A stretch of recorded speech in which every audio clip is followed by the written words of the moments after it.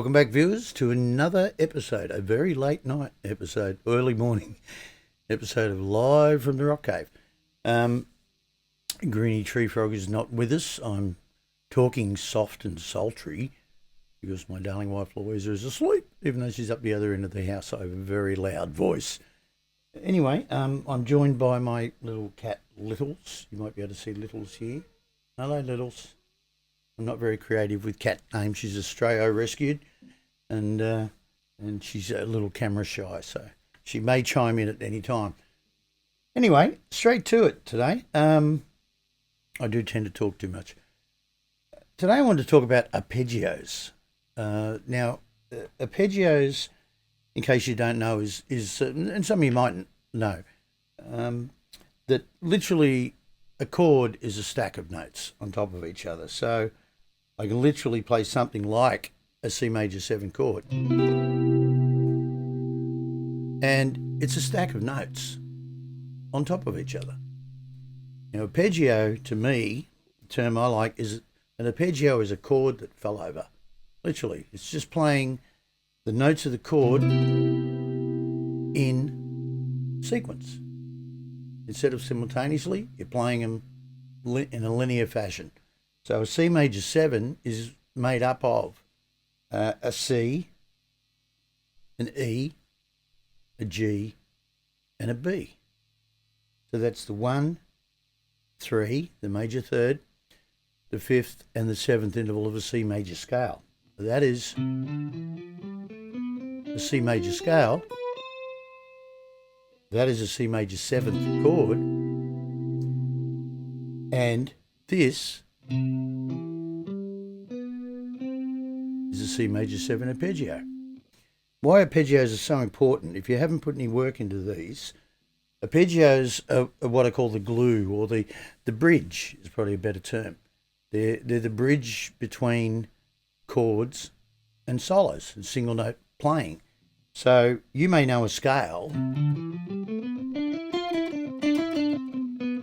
you can go up and down that scale all you like, and depending on your level of playing, you may or may not hit some cool notes. But if you really know what chords you're playing over, so if a chord progression is like I did in the intro, it was a C major 7, and a couple of passing chords, we went to a D minor 7, and then went to an E minor 7. Now, if you know arpeggios, you can literally play over that, over the D minor 7, over the E minor 7, you can play it E minor 7 arpeggio. And you can play arpeggios over multiple octaves, and you can switch in and out of them. Sometimes I do that in A minor.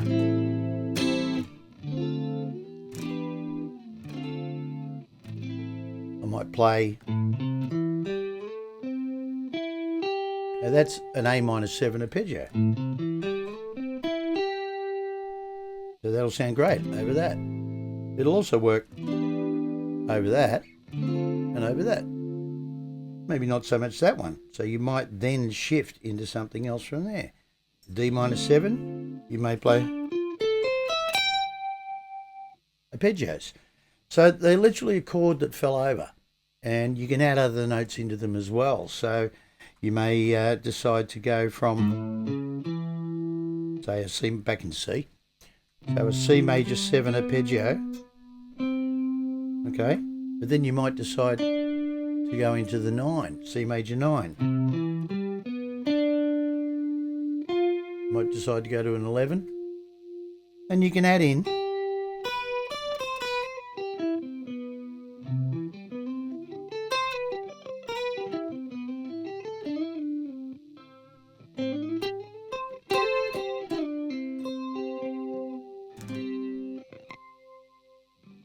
so you can see what I mean. It's knowing the scales is one thing, knowing the chords is another thing.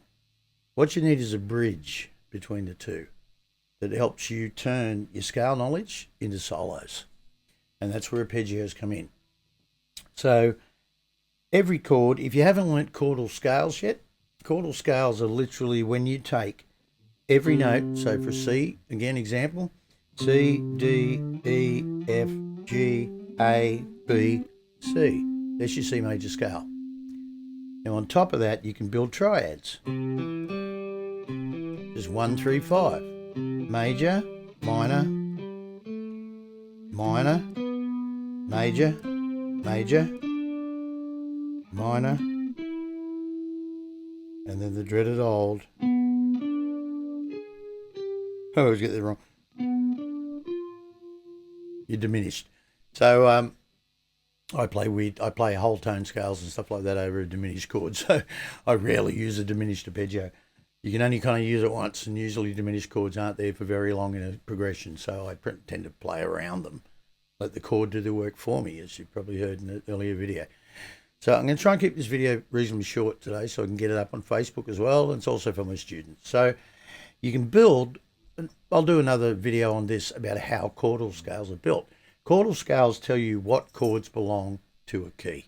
So for example, in C major, you just have to trust me for now, but there's a formula to it. But in C major, you end up with 4-note diatonic chords. You end up with a C major 7, D minor 7, E minor 7, an F major 7. You end up with a G dominant 7, sorry. You end up with an A minor 7, just to keep it in the middle of the neck. You end up with a B minor 7 flat 5, or a half diminished, and you end up back in C.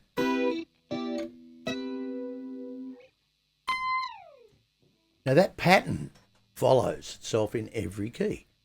So in any major key, which all your theory comes back to a major key, more on that in another lesson, but you have literally a major 7 on the first interval of any scale. So if you're in the key of A, the first chord is an A major 7 or an A major. In C, C major 7 or a C major. If you're an E flat, it's an E major 7. Now, if you know your scales, particularly along one string, you can play. There's your major scale. And it always follows this formula. Once again, this information is in my book. If you'd like a copy, just email davedwyermusic@gmail.com and you can have it for free. 30-page book I wrote when I was writing some notes to do a lecture at my old high school. And my OCD kicked in a 30-page book later. And it's just all handwritten, and it's just meant to be scribble notes, and next day, big book. So the pattern always stays familiar in that you have on the first interval of any major scale, you have a major 7, 4-note chords. On the second interval, you have a minor 7. Third interval, a minor 7. Fourth interval, a major 7. Fifth interval, a dominant 7th. Sixth interval, a minor 7. Seventh interval, a minor 7 flat 5 half diminished, and then you go back to, and that pattern always repeats itself. So you can go to any key, you can go to A major now, first interval major 7. So if you know the scale along the one string, up to your 12th fret, your octave. So A, B, C sharp, D, E, F sharp, G sharp, A. And you will get major 7, minor 7, minor 7, major 7. It's like a little rhyme. Major 7, minor 7, minor 7, major 7. Dominant 7th, minor 7, half diminished, major 7. And it never varies. Why that's useful is it teaches you very quickly to identify a key center. So if I go, that is literally a D minor 7 to a G 7, a dominant 7th, to a C major 7. And in jazz speak, that is literally what's called a 2-5-1. So if you're doing more advanced jazz gigs, someone might say it's a 2-5-1 in E flat, and then figure the rest out as you go. And that's once again a true story from my career. Oh, it's a 2-5-1 in E flat, just figure the rest out. And the chords were like, and as I said in the previous lesson, I just found one note and hung on for grim death, and they thought I was a jazz player. But if someone said a 2-5-1 in E flat. Now I know, well, there's an E flat, there's an E flat, so neck knowledge is critical. And then I just know the second interval of E flat is F. I know the fifth interval is B flat. So I would just go minor 7 on the second, dominant 7th on the 5th, major 7th on the 1. If a singer said to you literally, oh, that key's a little bit high, could you actually do that in E? You just move it all up. And in jazz progressions, you'll hear things called 2-5-1s, repeating, descending 2-5-1. So they go, very common jazz progression. And I first learnt the power of the almighty arpeggio when soloing over something just very similar to that one night. When I went, oh my God, what do I do? And the bass player said, just play arpeggios. They'll think you're a jazz player. So I literally did. I just went, okay, we're on a G, minor 7. We go to a C7. And then we go to a F, major 7. I have a lot of trouble playing one key, so I play the omni scale. So arpeggios are really useful. So figure out what notes are in a chord, learn your chordal theory. The scale chords all have theories, formulas, and so do all scales. So literally a major scale is 1, 2, 3, 4, 5, 6, 7. But it's a tone, a semitone. It's called a tetrachord. Then a tone gap, then a tone, a semitone. Another tetrachord, a lower and upper tetrachord separated by a tone gap. And you can write out just in the alphabet. If you wanted to write out an A major scale, you write A, B, C, D, E, F, G. Then you go along and check it against that formula. It's all formula based, it's all mathematics. It's not as hard as you think. And if you are learning from a teacher or from YouTube or whatever, if you are simply learning parrot fashion, where it's just monkey see, monkey do, you'll never understand the instrument. So I urge you to really figure out why things go together. And that way you can look at anything and you go, well, that's a 2-5-1 in a key of D major. It's the second, the fifth, and the 1 chord of D major.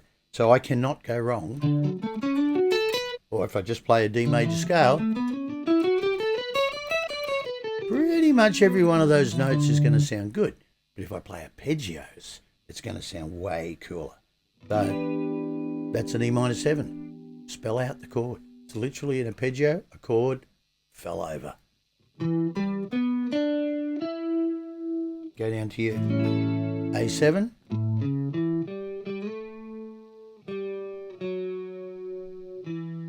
D major 7. Little outside there. Can't help it. I play, as you know, a chromatic scale. And I pick which notes I want. Sometimes, literally all of them, grab a note and pull the stinky face. You can't go too far wrong. So learn your arpeggios. Learn your chordal scales. Nope. And then learn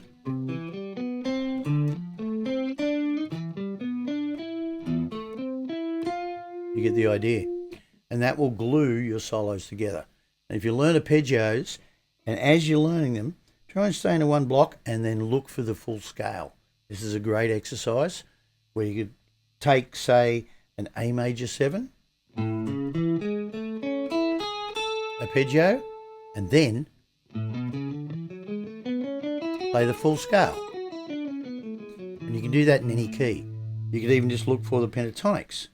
So even if you're in minor, for example.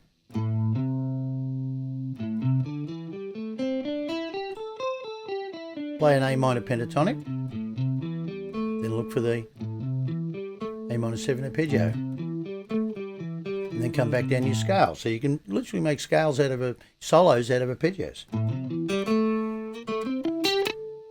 And then just jump into other parts of the scale. Play all your favourite those licks, and woo, remember the parachute analogy? Oh man, that was so cool. No, it wasn't. It was bullshit. But if you know what you're doing, it's actually pretty cool. And you can do descending weirdo things like. You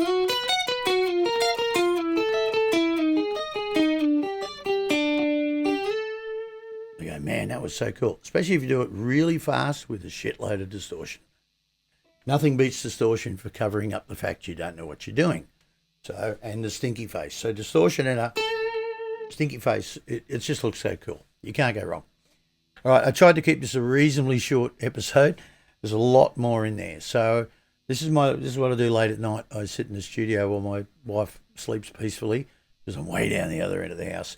And there's a lot of guitars, more the Ben O'Caster. This is my youngest brother. Ben builds guitars now. He's building me 2 or 3 more. Hi, Benno. Where's my next guitar? And there are a lot of guitars in this room now. So there's literally no room. And you might have seen on YouTube, on Facebook, I got a new Marshall JTM 20 studio for a super duper price yesterday. So I'm a bit of a gear junkie. So anyway, you'll see that one featured at a future video. No theme song today because I have talked for too long as well as usual. And just play a chord progression.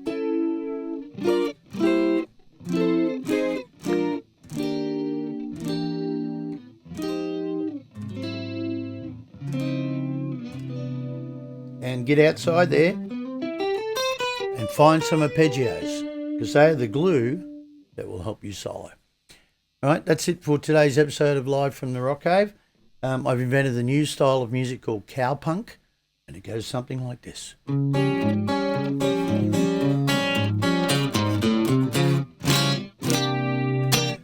it's bye from the cat and bye from Greenie, wherever he is as well. Love your work. I'll see you again soon in the Rock Cave. See ya.